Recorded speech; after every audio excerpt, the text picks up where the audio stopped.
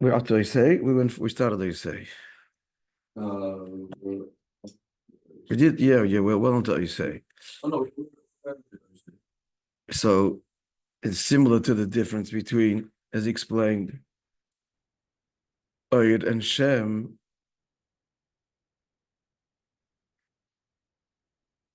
And so far, till I say, obviously the Mila is Oyed, not in Shem, because in Shem, it's complete concealment. The person is concealed, they have to be able to decode them. And the name itself tells you virtually nothing. So likewise, the difference between Oyed and Koyach, at the end will be the Mila of Koyach, the Mila of Shem. So we started saying that here now you start to bring out the Mila.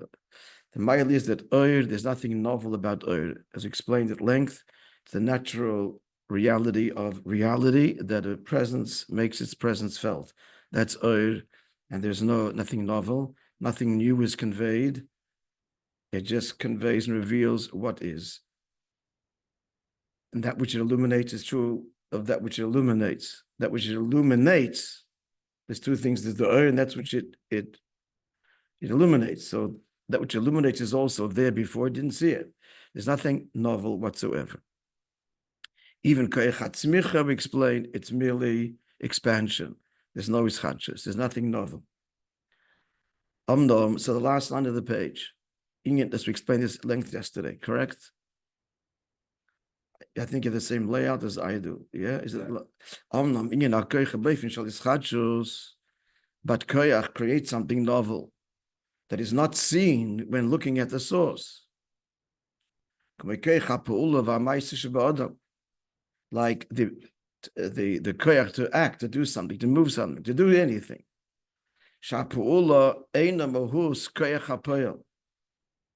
You're moving a stone. The stone's not the koyach hapel. The koyach hapel is a pure energy that can do all kinds of things and unpredictable things.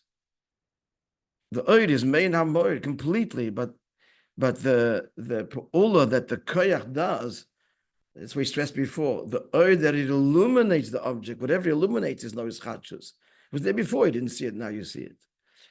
No change. But in koyach, there's a tremendous change. And moreover, that which the change it affects, there's no connection to the koyach itself. There's no stone in your arm when you throw it. The koyach is energy. It's a koyach ruchni. And you do a gashmis dikipula, which could be endless things or no things at all, etc. As I said, it's not traceable at all to the source. Seeing something, looking at the window, and seeing something sailing through the air, you have no idea what caused that, and you cannot know. So a pu'ula that comes from koyach is not a given at all. It's not the natural expression of koyach. The next natural expression of koyach is not that a person will throw a stone. He can go his whole life and never throw a stone or kick a ball. Can you imagine that? A whole life and never kick a football? Or go fishing. So it's complete ischachus. He spells it out for us. An uman, a craftsman who makes something, he makes the vessel as a ischachus dava. This vessel is something novel. Before it was just a piece of clay. And the piece of clay does not naturally turn into a keli. It's a big manipulation of chidush. So the craftsman did something that's totally novel to the lump of clay itself and gave it a form. Now, you might ask a question. No, it's not exactly this way. No, but the Hayom has the potential for this form. It does.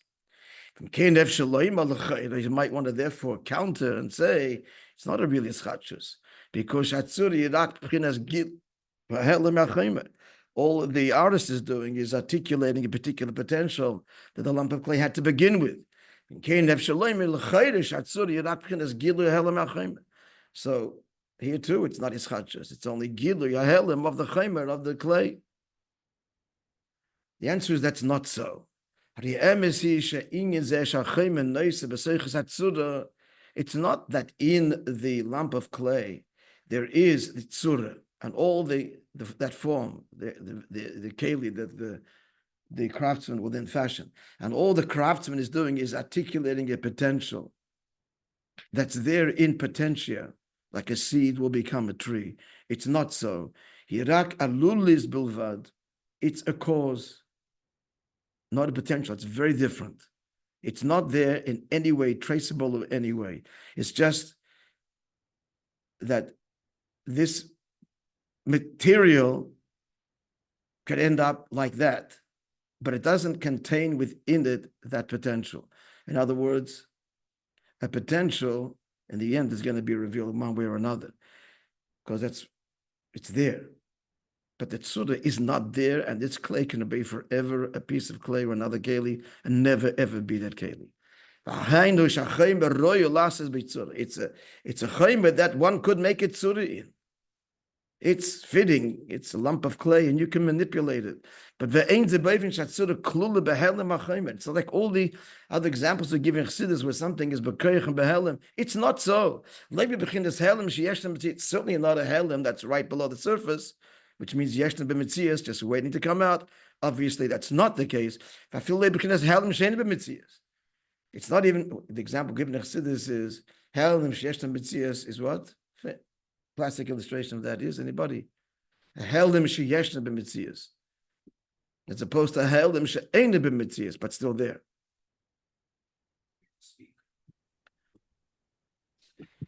No, it's a coal that has a flame, not revealed, flame but it's in inside. The coal. That's a helem. So now you're bringing the flame out. You fan the coal, you bring the flame out, and the helem she'ein b'mitzias, the tzura chalomish. That is a rock, a flint rock, where you cannot even identify behelem, the what? The flame, but if you strike it, the flame comes out. That is already there. There's this fire there in a very latent way. The nature of physics, that it has this, there's a term for it.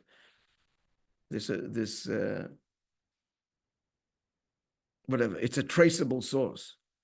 You strike it, the flame comes out. That's not the case of the chaymer, that he strikes it and it becomes turns into the keli. It's a manipulation that comes from outside. It's just that the chaymer is nicer. It can take manipulation. Okay, play with me. Do what you want with me. It's not me. Do what you want. The woman does with the chaymer. But the flame that's produced from the stone, that's in the stone. You're bringing it out by striking it and creating that friction. So you're bringing out the flame. So that's not. So therefore, all to say that the union of koyach is the emes ischachus. Clear? Good. If so, it concludes. So the form that he makes and manipulates is the union of what? Of emes ischachus, and that's the Maila of koyach. Wow, look what this koyach produced. That's totally novel and unpredictable. Whereas oir is absolutely predictable. There's nothing more predictable than oir. Nothing more. This is what it is. Clear. The clear contrast between the two. Now, where do you see ischachus more? The example we gave at the outset when throwing something. When he throws something from above to below, it's supposed to throwing it down. Throwing it down is gravity. Don't need you. They're making it sail through the air. That's already the koyach. Stones don't fly. They just don't fly. The koyach is causing it to do so. Contrary to the nature of the stone. That's where it's the most obvious things. It's also true of the clay. The lump of clay doesn't become a keli unless it's manipulated. It's more obvious. It's more obvious. It is opposite. Its state is to be inert, not to be this fancy thing. But it's not obvious. It's very subtle. It's subtle. But where is it? He says there's begoli. Where do you see it? Begoli in the example of the zikas ha'ev.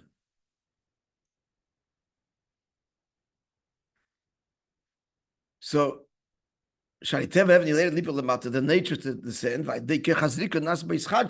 by throwing it. So this is something very novel. He's behaving in a novel way. To sail, to go up through the air. So this is the Maila. Now it's all to explain why the word Elikai carries both opposite meanings. Elikus oir and ischachus koyach. We're getting to where we want to get to with all of this explanation. That will be explained at the end of this Mistama. Yeah. V'zeo Maila should be coming right now. No, Lamayla in a few lines. So this is the Maila of Keicha v'Oir. Sha'oir ain't bein shel yischachus. Oir just reveals what is. There's nothing. It's not a. Let's make this clear. Oir is not a novel output of the source. The source is just there and produces light. As we said, what's Oir? Oir is just you being you. Nothing more natural possible. Nothing more natural possible. Everything, its presence is expressed. Period. It's more than natural. It's intrinsic. It's intrinsic. Moir produces oir. An entity is seen. It expresses itself. An entity expression is the indispensable natural result of existence. Existence expresses itself. That's oir. It's not ischachus. Whereas when a person does a pula with koyach, that's something novel.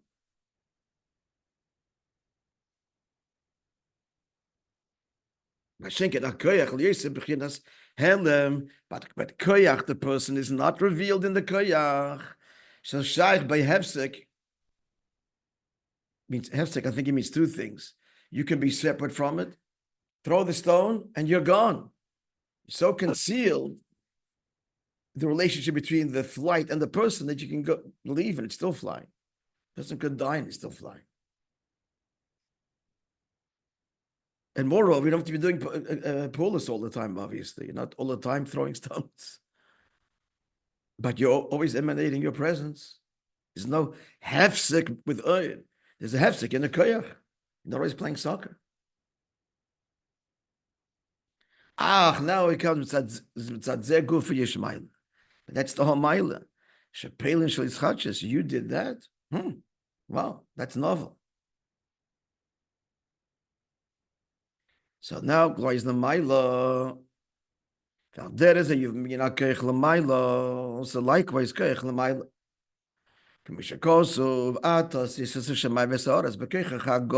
You made heaven and earth with your great power.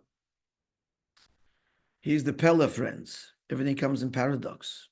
The paradox is what? That koyach is separate, not traceable. Yeah? You're seeing it flying? You don't know. You don't know what causes this. But the Eibishter's koyach, where it's not traceable, that is what Zmahave Yesh Ma'ayin. Dolikt Koycha Atzmus. The Eibishter's Oyer Kavayachal gives the Tzura. Once the thing is created already, what kind of creation? And that's traceable to the divine designer, not Atzmus, the divine designer. Atzmus is not traceable. And where's that expressed? In the Etzem is Havas Eshmayim, which is totally incomprehensible. Fundamentally incomprehensible. As we said, it doesn't get off the ground. You can't even start with the nothing and then understand how existence comes. You can't even understand the before existence.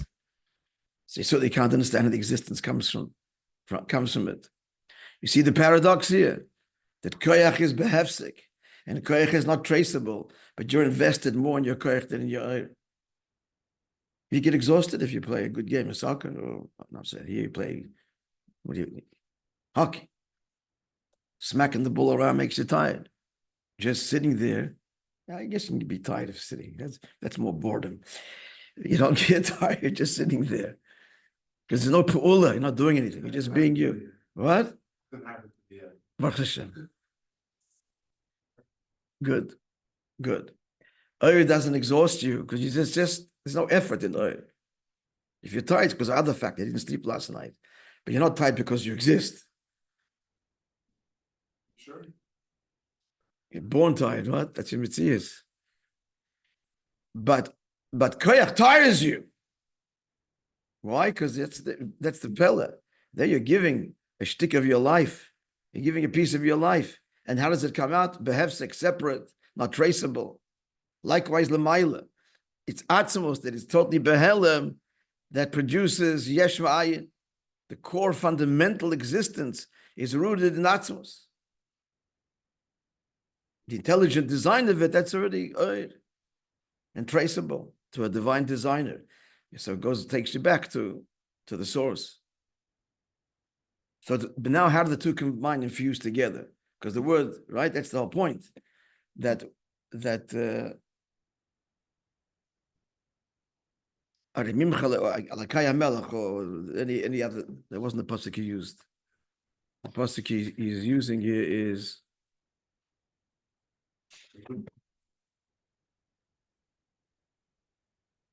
it is the pasuk. Okay, I thought he quoted another one. Lekashali, no, yeah, that's the pasuk he's using. So let's see how it fuses. But let's go further. So the pasuk invokes that he made. How did you make the world? What's the pasuk talking to? He's chadshus, the most novel thing. There's nothing more novel, friends. There's nothing more novel than creation. The reality is, the emes is, there's only Eibishter. There's only Eibishter, and there's not a possibility for anything else. Boom! A creation. There's nothing more novel than that. The fundamental emergence from nothing, which means from no justification or possible rationale. That's they in expression koyach and the tremendous hischadshus.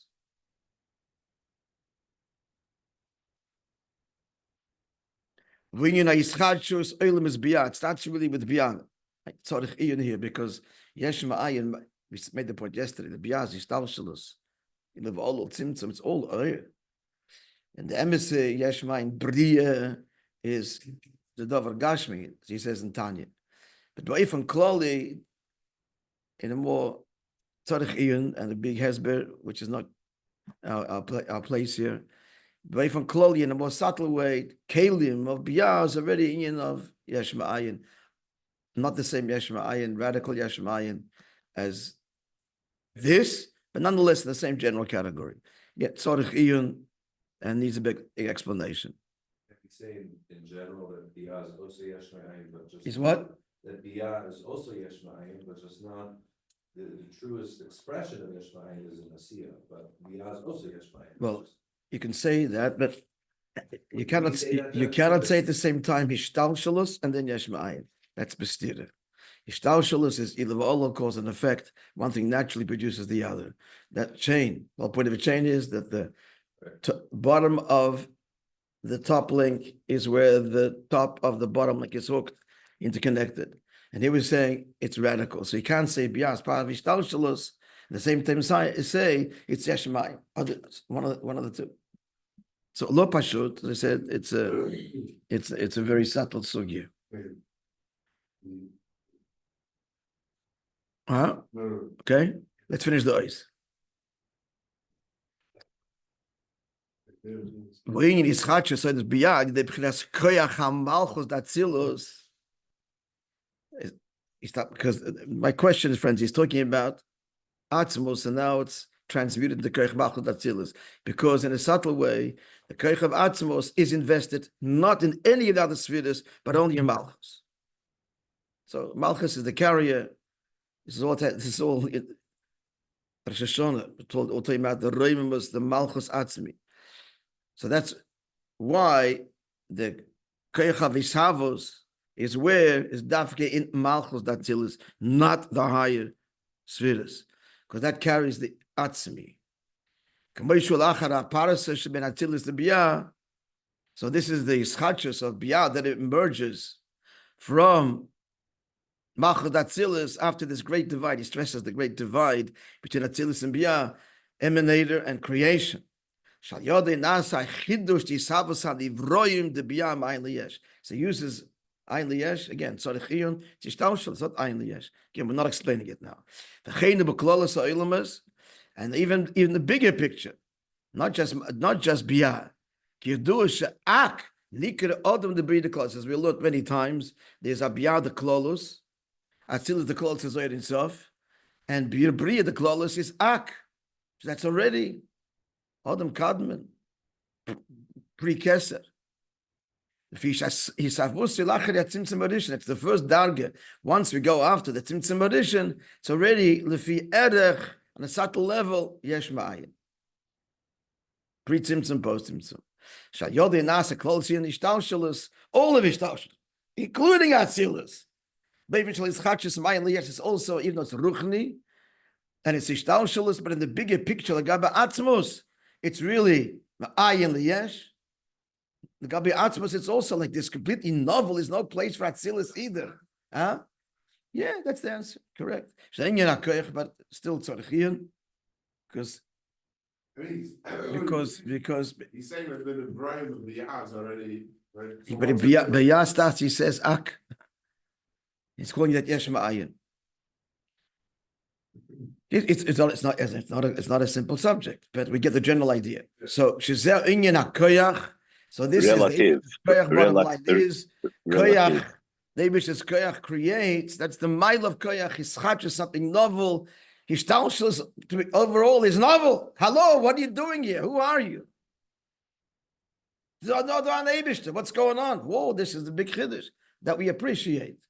Certainly, the Gashmi Selam Hazeh that claims complete title to itself. The difference is that Ak never said. If you ask Aku, who are you? I come from here. I ain't nobody. It's Bittel. In this world, who are you? Me, I'm me. That's it. It's a very different Yesh Ma'ayin. The Yesh Ma'ayin of Elam Hazeh creates an entity that doesn't feel its source, doesn't say there's a source. It says, Aniva Afsiyoid. The high, whereas the Ishtaushel says it's on Eibush, even the lowest level, certainly Adam Kadman. So it's a different kind of Yesh Ma'ayin. So again, we're not going there, but we do get the idea that he's saying. That it's certainly novel. Ak is novel, a bigger novel, Bein Areich is the Davar Gashmi.